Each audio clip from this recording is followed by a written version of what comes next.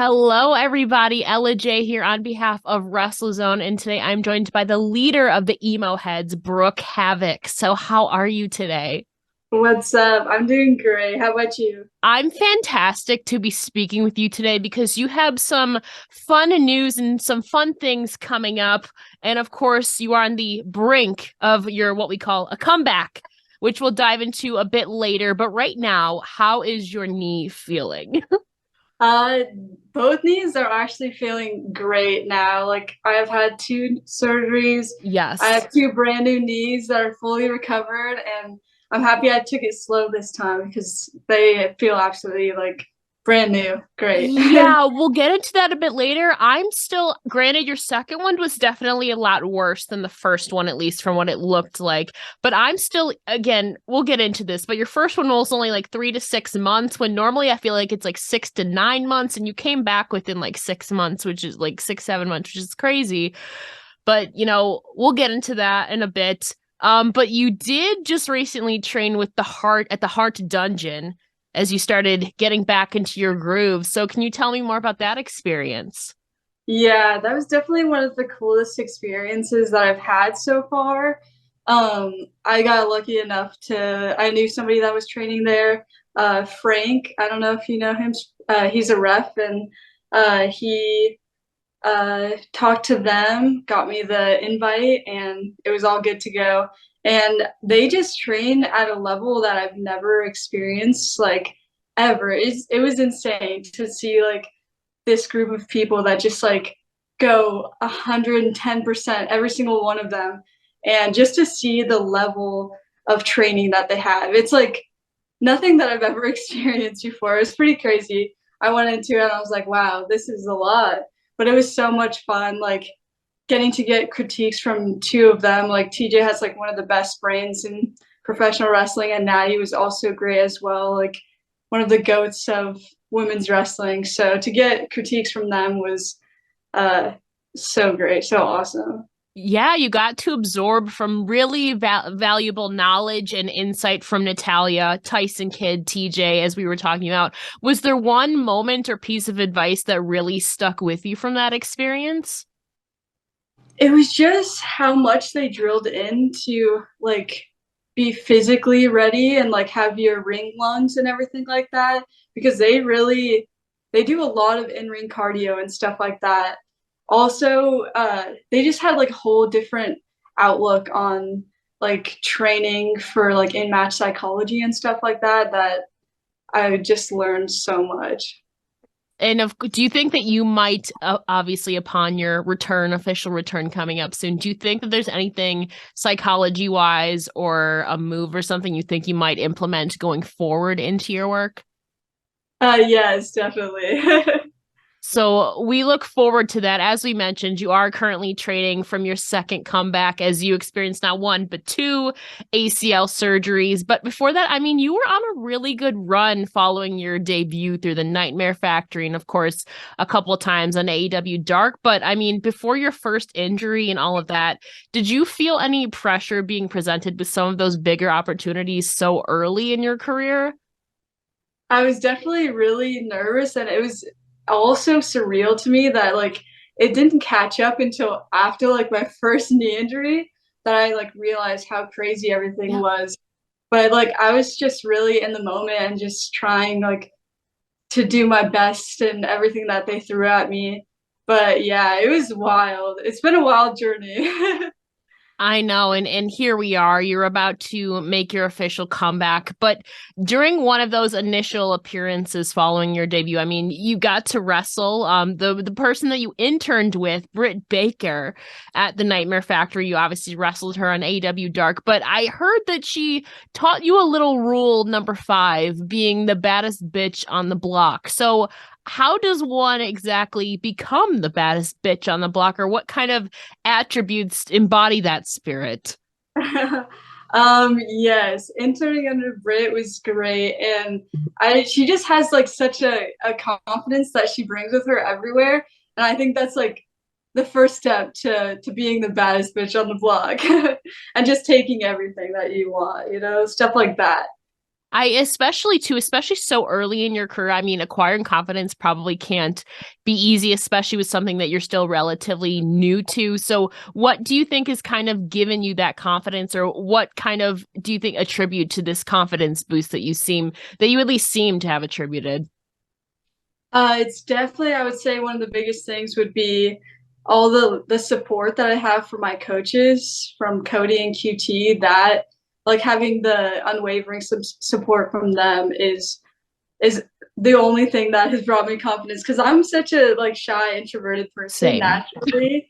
Yeah, so to go into a business that you need to be like loud, confident, all of those things. It was really hard to pull out, but definitely the Nightmare Factory has pulled that out of me and I feel like has helped me a lot.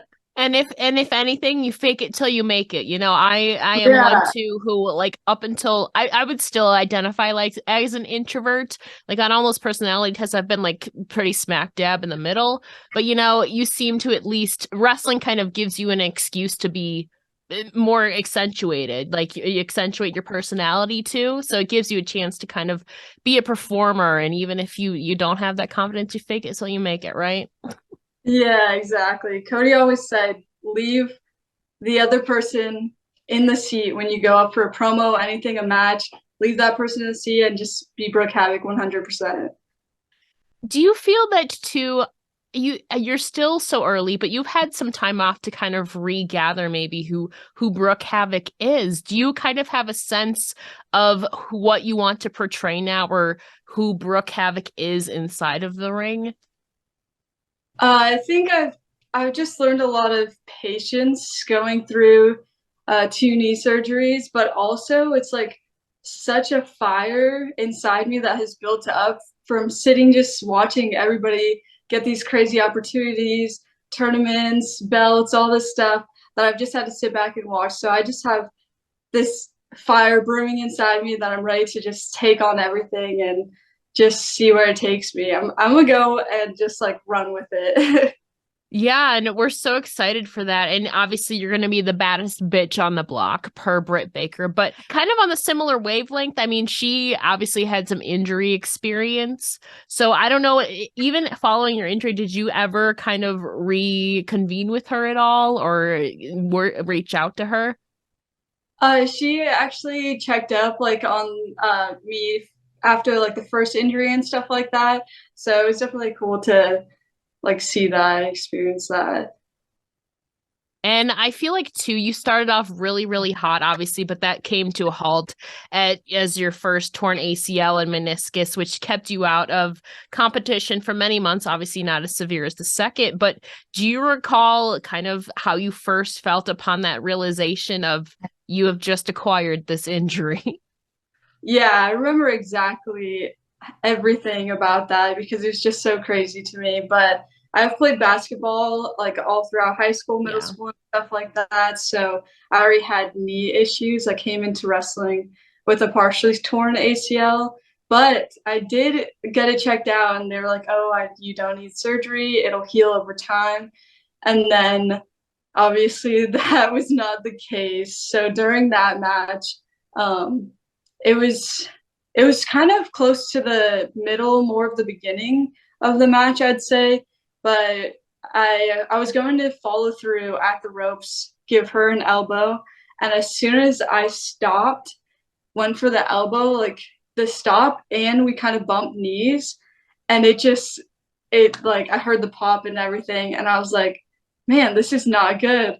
And I was like, well, there's nothing I could do. Like we gotta keep going. Hmm. So I like tried to keep going and I was kind of you could see I kind of slowed down or like I have a few little limps, but I still like was able to finish the match and stuff. And I remember I had to go for a crossbody after the tear and I was just like, well, I gotta do this, and I just threw myself The off. adrenaline was pumping. Yeah, and right after it was finished, I like looked up at Paul Turner, who was our rep, and I was like, "My knee is done." And he was like, "Oh my gosh, okay, we'll get somebody here right now." So, yeah, and then Cody came out and he like walked me to the medical and stuff like that. And Layla was there with me the whole time, and So I'm really thankful that she like cared and stuff like that. Because like obviously crazy stuff happens. It wasn't her fault at all. It No. was just crazy accident on my already bad knee. But yeah. Was so you mentioned obviously you had like kind of weaker knees, I would say. Was it just in the one or was it both of them before this, like through basketball? Was it one or just both of them? Mainly it was the one that I had for surgery on the first time, Okay. but all of the like cutting and stuff like that in basketball just naturally like wears down your knees. So I wasn't too confident in my right knee. Well, obviously then you had your recovery process, which I'm not a medical expert, but we normally don't see only a 3 to 6 month kind of recovery process for a torn ACL. Granted, it probably depend with the what's it called, level of tear that it was. But what did your recovery process like the first time, which I assume is your right knee because you just mentioned that. It was the left knee Left knee, first. okay. Yeah. And I the whole thing with that, I never mentioned it, but there was like a miscommunication with like my doctor for that first surgery, and it definitely wasn't 3 to 6 months. So it was definitely supposed to be the normal recovery of 6 to 12, but I just took that and I was like, it was already set in my mind, and I was like 3 to 6 months. I'm gonna do it in 6 months, and we're gonna come back. And I it that gutted me the first time because of everything that I had lined up. Like I was supposed to go to different states, to Canada, stuff like that, and then just have everything just stop. And it was something that I had just gotten into. Like I just had my first few matches. I had like all of that stuff. So like getting it all halted was so like mentally, physically draining. So it was like a really tough process. But the one thing that did like definitely like keep me like motivated and everything was going to the gym. There's like not a single day that I didn't go, even through like having to be on crutches and stuff. A couple of the people at my gym made jokes about it because I was in there on crutches. They're like, "Don't hurt yourself more." But it was the only thing that could like keep me from being like depressed and anxious and all of that stuff. So that was definitely something cool to find. Yeah, and you came back later in the fall, about 6, 7 months later, it seemed like, which, if we're going on the normal track, is kind of the early return, and you wrestled a couple of matches, but this time it was your right knee that blew. So I don't exactly know how it happened, but how do you recall how or when you sustained the second knee injury? Yeah, it's actually like the most embarrassing story in the Oh, world, no. but uh it was in the Young Lions Cup, and it was actually in my entrance. So I tried Oh my because God. so I was like jumping off the second rope. As Mhm. soon as I did a twist with it too. So as soon as I came down, my right knee just like completely exploded, and I tried to walk it off. Like you can see in the video, I tried to walk it off and it just keeps collapsing on me. And I was like, in my head, I was like, oh, I've done this before. I could at least finish my match. So we're gonna do this match and I'll worry about it after. And I told the ref, I was like, my knee is blown, but I'm gonna do the match. We're good. And he was like, okay, don't hurt yourself. Um, but then we start the match. I'm trying to circle. My knee gives out again. And I was like, man, why is this happening? Last time I got through the whole match and I was fine. We circle, go to lock up, and it just completely is like I fall like to the ground just because like I every time I put weight on the right one, I could just see the bottom half of my leg just like shift To the outwards. side, yeah. Yeah, so I after that I was like, there's no way I'm gonna like be able to do this match without hurting somebody or hurting myself. So I knew I had to throw in the towel, even though like it just gutted me so bad. Like it hurt so bad to just not be able to finish that. Well, that's something now, probably a move that you're going to avoid in the beginning of your entrance now coming up, I would Yeah. assume. Now, obviously, you've gained a lot of the strength back, but the second go around, you mentioned earlier, kind of, you still had that fire inside you. As you put on your Instagram, your flame may have seemingly dimmed a little bit ago, but that fire inside of you still burned strong. So not only was this your first one, but it was your second go around with this now, which has to be even more a little bit disheartening or disappointing. How did you center yourself back, not only physically, but mentally? What kept your fire burning through this second time?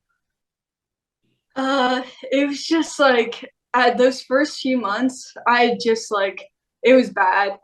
And I was like, man, like I don't even want to like do this anymore. Like my body's not like built for it and stuff like that. Just seeing like different like I was just like in the worst state.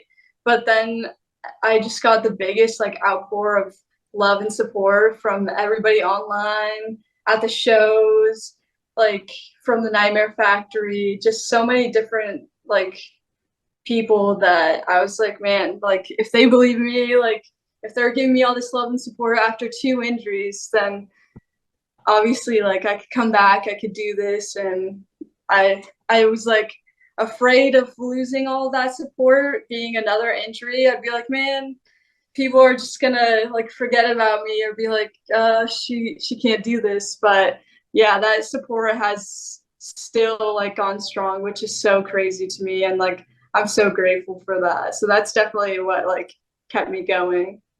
And I mean, on a bright note too, you kept yourself obviously busy with training, but you also made your Nightmare Factory commentary debut last year too, which was a new adventure for you. So, I mean, how did you prepare for that, and what was that overall experience like in a kind of a new aspect of wrestling? Oh, I'm not gonna lie, that was absolutely terrible. And it was rough. It was so bad, but I kind of wanted to just do it for fun and have something to do while I was injured and stuff like that. And I was like, hey, let's give this a go. And then as soon as I started doing this, I was like, yeah, I'm definitely not the person for this. But it was funny to see all the comments about it. Yeah, it was. I know I'm not a great commentator, but it was a fun experience. I loved it. Yeah, I mean, you try something new, sometimes things work out, sometimes they don't. But I mean, it still seems like at least a fond memory to look back on. And you kept yourself pretty occupied while you were away from the ring. So in this last crazy, like almost 2 years now since it happened, the first time, and through all of that, what do you think? Is there something that you feel that you've learned about yourself or from someone else throughout this period of adversity? Uh, I feel like I've just learned like how much like heart I actually have and how much dedication because there's like through this whole process there hasn't been like a day that I've missed the gym or anything like that. I still have gone to training as soon as I could and just like hearing that from other people, like a bunch of people have reached out and I'm like, man, like it's inspiring that you've still like gone 100% through these injuries or like when other people get injured, they'll come and like talk to me about it as well. So just like seeing that has kind of like made me aware that like I do have like a lot of heart for this and I do care a lot about wrestling. So yeah. You definitely still do. Obviously, going forward too, is there any certain moves you can't take or protocols that you have to go with forward so you don't re-aggravate either of those knees? No, I've definitely taken my time with this Okay, one. It's good. been, we're almost at a year from Yeah. surgery, and I've done a lot of like crazy stuff, a lot of knees over toes. That's like a big thing now with knee recovery, and all of that has helped me insanely. Like, it's been so helpful, and I definitely see the strength back and everything. And I'm definitely not gonna push certain things, and I'm gonna be aware of like being careful with my knee. And I mean, at the time of recording this, you do have some appearances coming up at Pandemonium Pro Wrestling on December 4th. And then next weekend, you'll also be wrestling Bryn Thorne on December 10th. So, how are you feeling physically and mentally as you soon head back into the ring finally? I'm like lit up. Like I'm so excited. I'm hyped and I just can't wait. I can't wait to step back in the ring for an actual match, put on my gear, all of that stuff. I'm so like excited to be in that atmosphere again, actually being like able to wrestle because I did a couple like managing with Alan and stuff like Yes. that, the injury, but to actually be in the ring wrestling, I couldn't be happier, honestly. And of course, we'll be looking forward to that coming up. Obviously, at the time of recording this, it's before the 4th, but at the when this launches, you will be wrestling Bryn Thorne that upcoming Saturday. So I'm super excited for you. I feel like the West Coast scene is honestly super underrated. Bryn Thorne, you have like Sandra Moon in there, Viva Van. There's so many amazing women on the West Coast scene. So it's cool that you kind of get to be a part of that again. Yeah, and I'm actually wrestling Sandra the day before Britain too in a triple threat with Richie Coy at Oasis. So I'm hyped to get to wrestle those two like so quickly in my return. And in February, it was just announced that I'm wrestling The Masha at West Slamovich. Coast. So yeah, I'm so excited. Those are definitely some opponents that we look forward to seeing. And as you kind of get yourself integrated again, you always said Masha was one of them. Sandra's amazing too, lightning in a bottle. Yeah. Love her. Ooh, now that you're kind of back in the game soon, who are some people that you're kind of looking at on your bucket list of who you want to tackle? Yes, I definitely had Sandra and Masha on my list. Kid Bandit for sure. We gotta have that little class one, class two battle. Darian Bankston. Kylie Ray has been one like since the beginning of my Yeah. training that I've wanted to wrestle. So hopefully I could get a few of these within the next year. I'm definitely hopeful and I'm gonna do whatever I can to get these matches. So I'm I hope excited. so too. That's a great list of talents you have there. Obviously, you said you'll be bringing back some gear, assuming you'll probably have some new ones as well. Can you kind of tease or give us any creative or in-ring goals or plans that you have for your official comeback? What can we expect from Brooke Havok going forward? I'm excited for everything. I just want to like take over indie wrestling. I want to take over the West Coast first. This is my hometown, my area, so I just want to get in as many states, countries, everything, as many promotions as I can within the next year. So expect seeing me a lot of places. Hopefully, we'll say that. Fingers crossed. We'll see you some places. First, we'll start local and then we'll expand to the entire world to take over. Yes, yes. But I kind of wanted to close things out. We are in the holiday season coming up, officially Christmas. Christmas is just a couple weeks away, which is crazy to think the year's coming to a close. Would you say that you're a festive person, first of all? Definitely. I love the holidays so much. Now, what would you say is the most interesting holiday decoration you currently or previously owned? Um, I don't know. That's a tough one. I have the really cool light up Step Brothers ugly Christmas sweater because I'm a huge fan of Step Brothers. And my boyfriend Alan got me that for Christmas last year. So I have that. I love that. I mean, holiday themed sweaters are always in style. There's no such thing. Sweaters aren't really ugly. To be honest, I love all of them. It's all in the festive spirit, right? So, I mean, also, do you have any like unique or sacred, like consistent traditions that you do every year or try to do?